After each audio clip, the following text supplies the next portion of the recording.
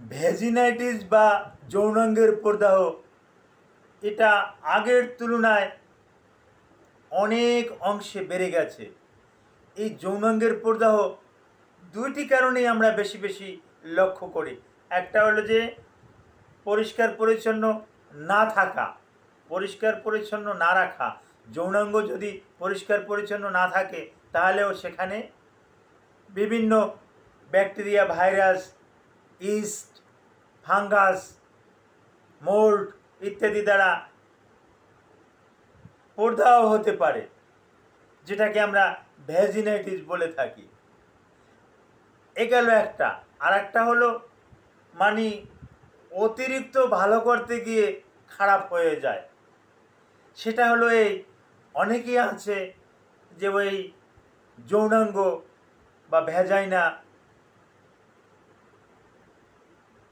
এই যে ভ্যাজাইনা বা যৌনাঙ্গ, এটা অনেকেই আছে যে পরিষ্কার করতে গিয়ে কিছু কেমিক্যাল ব্যবহার করে, কিছু শ্যাম্পু ব্যবহার করে, মার্কেটেও কিছু প্রোডাক্ট পাওয়া যাচ্ছে, এগুলো ব্যবহার করে। এগুলো ব্যবহার করতে গিয়ে ওই যৌনাঙ্গের ক্ষতি করে ফেলে। আসসালামু আলাইকুম রহমতুল্লাহি ওয়া বারাকাতুহু। আমি ডাক্তার মীর শহীদুল ইসলাম। আমার চেম্বার শুভেচ্ছা 255 ঐতিহ্যবাহী শেখ গার্ড ছিলেন। গুগলে গিয়ে ডাক্তার মীর শহীদুল ইসলাম এ কথাটি লিখে সার্চ দিলে আপনি আমার সম্পর্কে যাবতীয় তথ্যাদি পেয়ে যাবেন। জি দর্শক শ্রোতা, আলোচনা করতেছিলাম ভ্যাজিনাইটিস তথা যৌনাঙ্গের প্রদাহ। এই সমস্যাটা পূর্বের থেকে ইদানিংকালে বেশি বেশি লক্ষ্য করা যায়।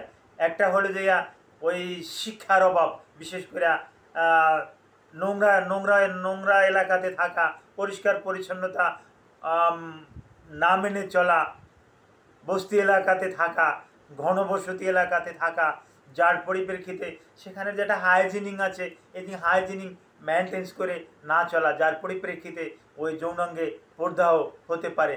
হ্যাঁ, এটা বিভিন্ন রকমের জীবাণু দিয়ে হতে পারে, ব্যাকটেরিয়া, ফাঙ্গাস, ভাইরাস, এগুলো দিয়েই সাধারণত বেশি বেশি হয়ে থাকে।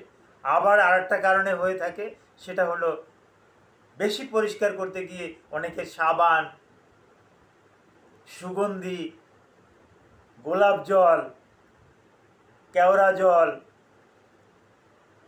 আরও বেশ কিছু শ্যাম্পু, বাজারে পাওয়া যায় কিছু পরিষ্কারক, গোপনাঙ্গ পরিষ্কারক কিছু মেডিসিন পাওয়া যায়। এগুলা ওই গোপনাঙ্গের ভিতরে দিয়ে যখন সে গোপনাঙ্গটা পরিষ্কার করে, তখন পরিষ্কার তো হচ্ছেই না, বরঞ্চ ওখানের যে একটা ব্যাকটেরিয়া থাকে, হিতকর ব্যাকটেরিয়া থাকে, ওই ব্যাকটেরিয়া মারা যায় এবং যৌনাঙ্গে আলসার হয়, এবং এই আলসারটা আস্তে আস্তে ছড়িয়ে এতে সার্ভিক্স পর্যন্ত যেতে পারে। এবং অনেক সময় দেখা যাচ্ছে যে সার্ভিক্সে ক্যান্সার সহ বিভিন্ন রকমের টিউমার, যা কিছু, এর জন্য কিন্তু এই যৌনাঙ্গ পরিষ্কার করতে গিয়ে, ভালো করতে গিয়ে কিন্তু এই খারাপটা হয়। তো স্বাভাবিকভাবে পরিষ্কার করলেই যথেষ্ট। যৌনাঙ্গর ভিতরের যে অংশটা, এটা সৃষ্টিকর্তা প্রদত্ত, এটা এমনি এমনি পরিষ্কার থাকে। এটা কোনো সাবান, ছোটা বা অন্য কোনো কেমিক্যাল দিয়ে পরিষ্কার করার দরকার হয় না। তবে উপরের অংশটা, ওই ক্লাইটোরিস থেকে শুরু করে ওই লিবিয়া মেজোরা, লিবিয়া মাইনোরা, এতটুকু আপনি গরম পানি দিয়ে একটু বা স্বাভাবিক পানি দিয়ে আপনি ধুতু করতে পারেন, বা সাবান ইউজ করতেছেন আপনার শরীরের সাবান, ওটা ওই লিবিয়া মেজোরা, যৌনাঙ্গের যে এই অংশটা, লিবিয়া মেজোরা, লিবিয়া মাইনোরা, এখানে আপনি ক্লাইটোরিস পর্যন্ত আপনি ইউজ করতে পারেন। এর নিচে আপনার ইউজ করাটা একদম বোকামির দণ্ড, এটা একেবারে করাই যাবে না। এটা করলে হিতকর ব্যাকটেরিয়া মারা গিয়ে ওখানে ডার্মাটোফাইটোসিস, ক্যান্ডিডা অ্যালবিকান্স, এই ক্যান্ডিডা অ্যালবিকান্স গ্রো করে ওখানে বড় ধরনের সমস্যা করে। সে এখন সমস্যাটা কি করে, এই সমস্যা সম্পর্কে আসতেছি। ওখানে এই ভ্যাজাইনা তো এই আপনারা জানেন, দেখেন এরকমের এই উপরে অংশেরটাকে যেটাকে বলি মন্স পিউবিস ভালভা, এই ভালভাটা ফুলে যায়, ভালভায় চুলকায়, নিচের অংশে ওই অ্যানাস পর্যন্ত, পায়খানা রাস্তা পর্যন্ত চুলকাইতে থাকে, এবং অনেকে আঙুল দিয়ে ভ্যাজাইনার ভিতরে আঙুল দিয়ে চুলকাইতে নখ বসিয়ে ফেলে, নখ দিয়ে ওখানে আঁচড় কাটে, ফলে ওখানে ব্যাকটেরিয়া গ্রো করে। এই ব্যাকটেরিয়া গ্রো করার পরিপ্রেক্ষিতে যৌনাঙ্গটা ভ্যাজাইনাটা লাল হয়ে যায়, উপরের অংশ লাল হয়ে যায়। এই যে খাদ্যজনিত দাগ, এই দাগগুলো পড়ে থাকে। ফিজিক্যালি দেখলে আপনি দেখবেন যে ওটা ফুলে গেছে, ভালবা ফুলে গেছে, ভালবা লাল হয়ে গেছে, ভালবা র্যাশ হয়ে গেছে, এরকমের দেখা যায়। তারপর আসে আপনি স্পেকুলাম দিয়ে ভ্যাজাইনাল ডিপলি দেখবেন যে আপনি এই সার্ভিক্স পর্যন্ত, দুর্গন্ধযুক্ত সার্ভিক্স পর্যন্ত সমস্যা হয়ে গেছে এবং সার্ভিক্সের আশেপাশে ঘা হয়ে গেছে। এরকমের সমস্যা সাধারণত আমরা দেখতে পাই। এবং আর একটা সমস্যা হলো পেশাব করতে গেলে জ্বালা পোড়া হয়, পেশাবের সময় তলপেটে ব্যথা করে এবং যৌন সঙ্গমের ফলে স্বামী স্ত্রী মেলামেশার সময় প্রচণ্ড ব্যথা হয় এবং অনেক সময় ওখান থেকে স্বাভাবিক রক্তও বেরিয়ে আসতে পারে। এরকমেরও রুগীতে এসে আমাদেরকে বলে যে স্যার, আমরা স্বামী স্ত্রী মেলামেশার পর যৌনাঙ্গ থেকে, যোনিপথ থেকে এরকমের রক্ত বেরিয়ে আসে। তো এটাকেই আমরা ভ্যাজিনাইটিস, চিকিৎসা বিজ্ঞানের ভাষায় ভ্যাজিনাইটিস অথবা যোনি প্রদাহ রোগ বলে থাকি। এই রোগটা একটু বেশি বেড়ে চলেছে, কারণ অনেকে আমরা অফিস আদালত বিভিন্ন জায়গাতে এমনভাবে আমরা মিশে গেছি যে আমরা যে পরিষ্কার পরিচ্ছন্ন করতে হয়, বিভিন্ন রকমের এটি করতে হয়, এরকমের অনেক কিছু হাইজিনিক মেনটেন্স এগুলা করতে ভুলে গেছি। তারপর আসে দেখা যায় যে অনেক আগের একটা ঘটনা বলতে গেলে এরকম বলতে হয় যে আগের কালের লোকজনে শাড়ি পরতো, ছায়া পরতো, ওই ছায়া শাড়ির দিয়ে বাতাস টাতাস ঢুকে যৌনাঙ্গ মোটামুটি একটা ঠান্ডা থাকতো এবং যৌনাঙ্গে বাতাস যেত, অক্সিজেন যেত।